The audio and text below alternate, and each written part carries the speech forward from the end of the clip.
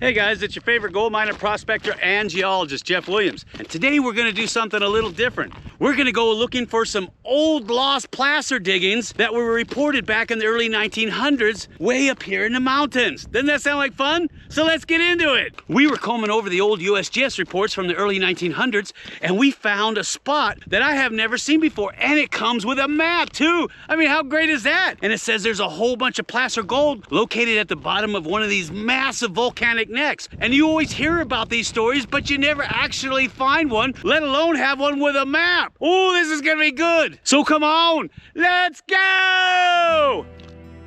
The claims consist partly of a series of rather steep hills with a northerly and southerly trend from which it slopes to the east into a section of low, well-rounded hills. The geology of this region consists of an ancient basement rock of schistose rocks overlaid and cut by a variety of igneous rocks of tertiary age. The predominant rock in this district is purplish-grey or greenish porphyritic type of andesite, cut through by light-coloured dikes of rhyolite as well as darker intrusions of andesites. The vein on this claim is in the form of a great wide dike running with the higher ridge northwesterly and southeasterly. It shows good pannings in many places, especially near the point where the several different fissures leave the contact with the dike and its walls. A very promising vein has recently been discovered that averages in width 12 to 15 feet and cuts across the big dike at an acute angle running nearly north and south. The vein filling material is a very dense, waxy-looking yellowish-reddish quartz and feldspar. This quartz is almost always gold-bearing, especially so in chutes where it is brecciated by later movement. The dikes form from a large rhyolitic volcanic neck, and it easily recognized by its needle-like eye structure on the southern side that daylights. I got something on the hill. It's white and it's man-made. What the heck is that doing up there? It's not even supposed to be there. Ooh, why do you guys do that? Now you know I gotta go up and look at that. And that's not where I was going, but I know, suck it up, Jeff, and get up that hill. We want to see what it is. I want to see what it is too. Yeah, I know. Stop your jaw jack and get up there. I'm working on it.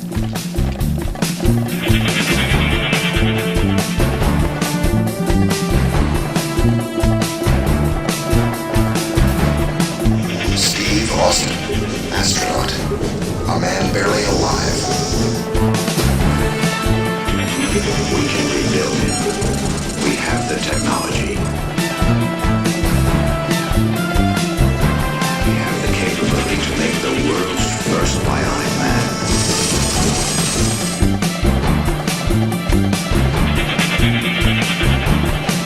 Steve Austin will be that man. Better than he was before. Better. Stronger, faster.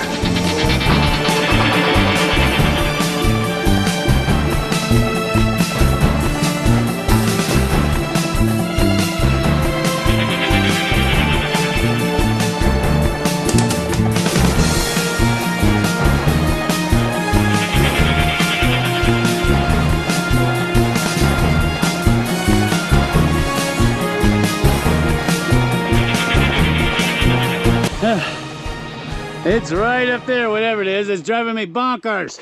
Good thing I got my bionic legs. There it is, right there.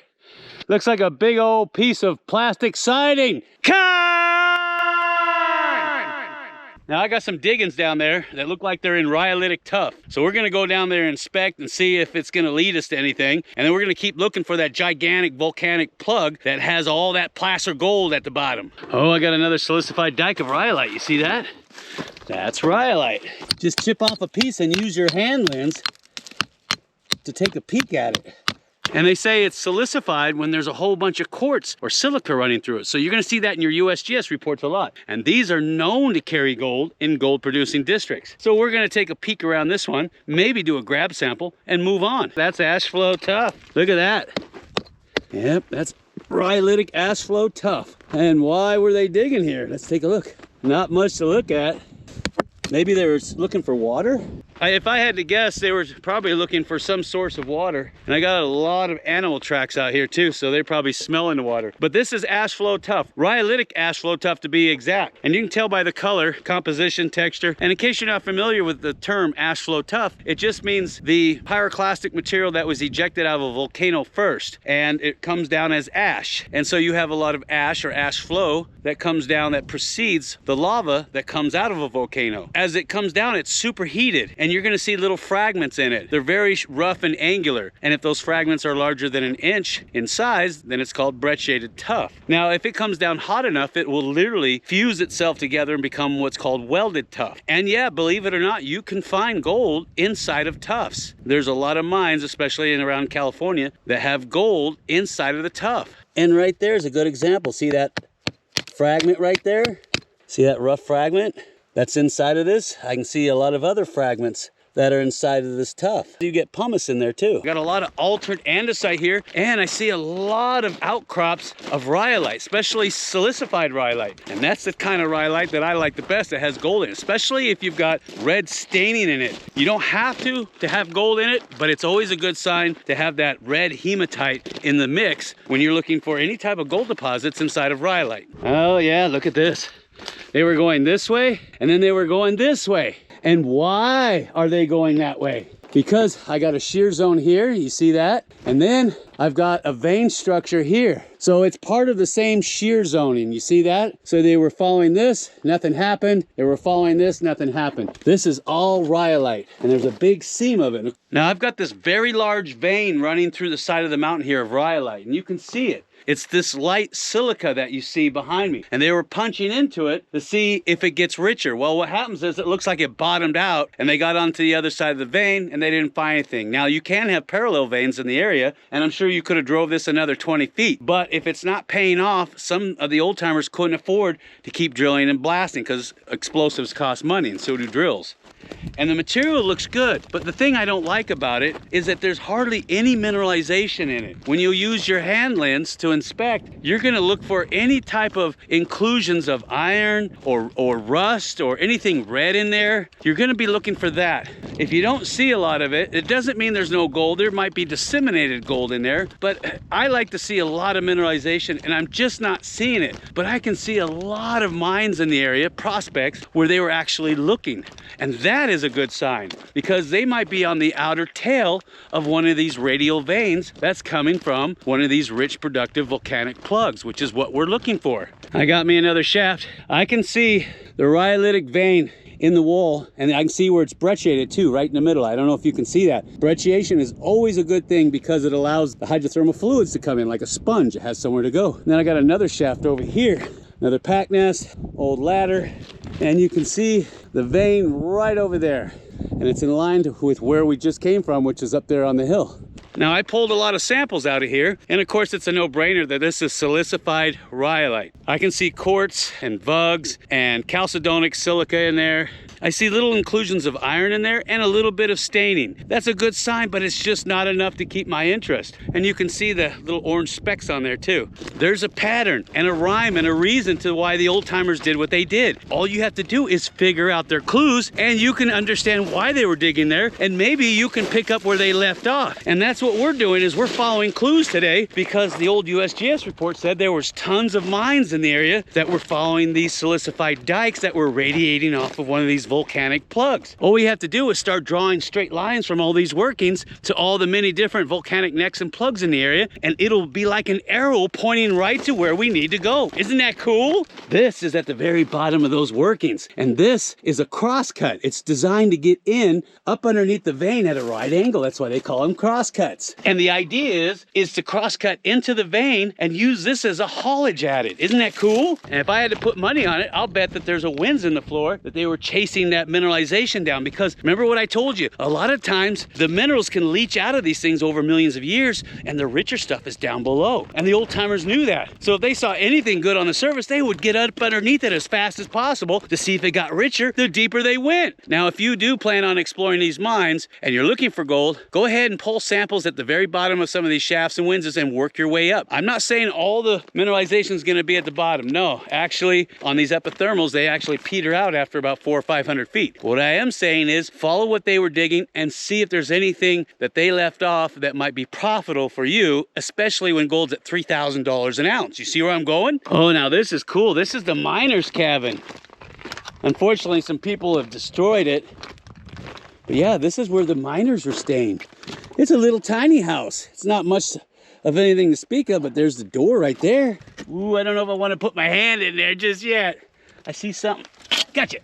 You find cans in here, they might have coins or gold in it. Reason why this shaft is here is because of this silicified rhyolitic dike right here. Look at that.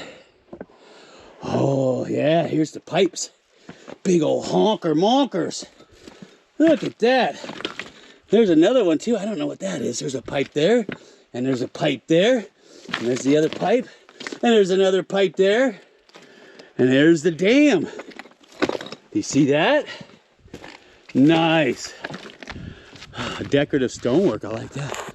Now that's a cool dam. Oh, and there's a waterfall too. You imagine the labor it took to put this thing in? Oh, and you don't do that unless you're finding gobs and gobs of gold. Now you can see where it's all been backfilled over the last 100 years? This is a huge basin at one time to catch all the water coming down out of there. You know me, I want to go take a look at that waterfall. Now that's a cool waterfall. Look at that. And you even got some mineralization coming out of it. Ooh, I'd love to sample here, but this is all flow sand. I'm not gonna dig in that. But I wanna find out why they built this here. Because if this is here, oh, that means they were getting gobs and gobs of gold close by. Now all we gotta do is find the eye of the needle in one of these massive volcanic necks. And there it is! Yahoo! There she blow! Most volcanic necks or plugs may be visualized as the fossil remains of the innards of a volcano, the so-called volcanic plumbing system. The igneous material in a plug may have a range of compositions similar to that of associated lavas or ash, and may contain fragments and blocks of denser, coarser grained rocks, iron, and magnesium. Volcanic plugs are believed to overlie a body of magma, which could be either still largely liquid or completely solid, depending on the state of activity of the volcano. Look at this, they're all over the place. These are placer pits. You see that? Somebody has come in and dug this big old placer pit looking for placer gold down there in those gravels. Oh, this is always a good sign. Wow, look at that big old volcanic plug. That's rhyolitic in composition. And look what they did. They drove it at it right into the bottom of it. And you can see right here, this must have been their low-grade pile because it's got that dark tint to it, which means manganese oxide. And if I had to guess, I bet you they got fluorite in the area too. You can tell just by looking at this stuff that it's rhyolite. It's got a fine-grained matrix to it. It's light colored, a lot of silica in there. Felsic in nature, it's a no-brainer. And if you look, I've got dendritic iron on the side. You see that? Where the iron, as it precipitates out, grows like ferns or dendrites. So they call it dendritic iron. Pretty cool, huh? Ooh, let's go inside and take a look, because I gotta know why they did this. Oh, I'm not going in there. There's a whole bunch of turds all over the floor. Like that one. They're all over the place. There's a whole bunch of turds in there. Not like the kind Mama used to make, I'll tell you what. A big old Taco Tuesday fest in there.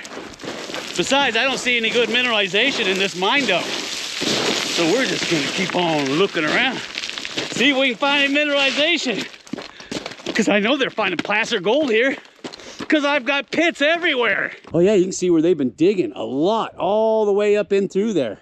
And you can see where they had equipment up here. Ooh, and there's a concrete slab. See that? Nice.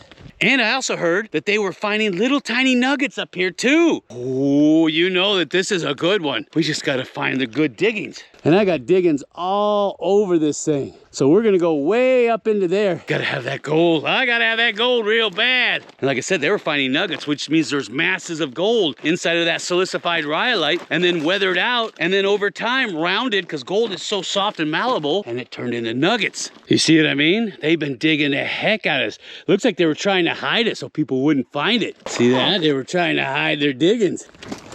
All along here too. All the way up there. Yeah. That's what I'm talking about. Look at that. Look at that. People don't dig like that if they're not finding anything. Oh, they're finding some good gold. Look at that hole. Look at that. They had a box to keep their good stuff in. Oh, this has been dug up. Heavily dug up. See the bedrock? Ooh, I can backpack off of this. Nice. Nice. Look at that. Ooh, what you got? Ooh, water lines? They were pumping water up here? They're running a wash plant? What the heck? I've got stuff everywhere up here. People were mining the heck out of this. But I want to find those silicified veins that are holding all the gold in them, because that's where the real gold is at. Look at this. Somebody was looking in here too. See that? They had cut right into that. That's rhyolite right there. And see that? There's a big old dike sticking right up through there. And it's radiating off of that big monka right there. Oh, and I got waterfalls too. Look at this. Yeah. Oh yeah. And look, they've been pumping water up here.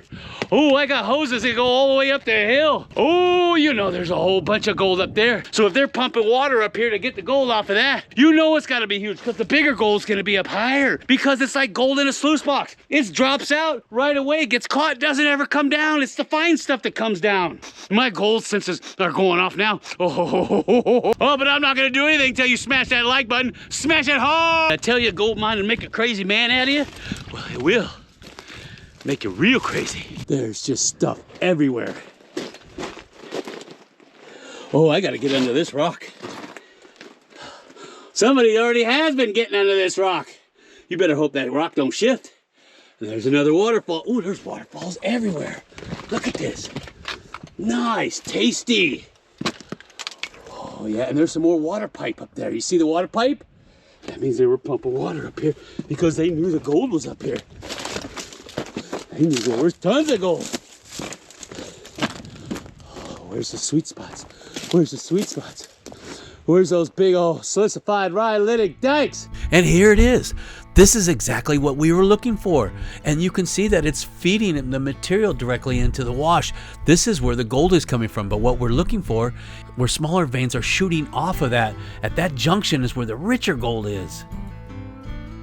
I don't know if you can see it, but there's a whole bunch of caves up there in that volcanic neck. And there's a ladder, aluminum ladder, right there, going up into that cave. Oh, I wonder if that's where they were hiding all the gold. Oh, why are you doing that to me? Now, we talked to a lot of the locals in the area, and they said people had put that ladder there because the cave system goes inside of the volcanic neck, and it actually opens up. But there's a small pinch point, and it's very difficult to get through. And if you can get through, it opens up into a series of lava tubes that feed through the mountain. And they're hoping that maybe it feeds into the lower sections where there might be gold. There are stories of gold being in volcanic necks and in lava tubes. And you can see where somebody has brought a rope, and there's even electrical gear up there where they had lights and digging equipment. You can see that here. And based on what we're seeing on these shots, you can see where they were actually digging on the inside to open it up. Now imagine if this connects down into the lower feeder dike systems where all that fabulous gold is coming from. It would be like another cocoa reef, another river of gold, except inside of a volcano. We just have to get more gear and ropes up there because I don't know how long that equipment has been up there, and I'm certainly not going to trust my life to it. And if there's anybody out there that knows more information about this cave system or who put all this gear here, go ahead and leave me a comment down below. And this is what it's all about right there. What is that? Doesn't that get your blood pumping? Now, if that don't give you gold fever, nothing will. And the cool part is that all the gold we find, we give away. I know, it's crazy, huh?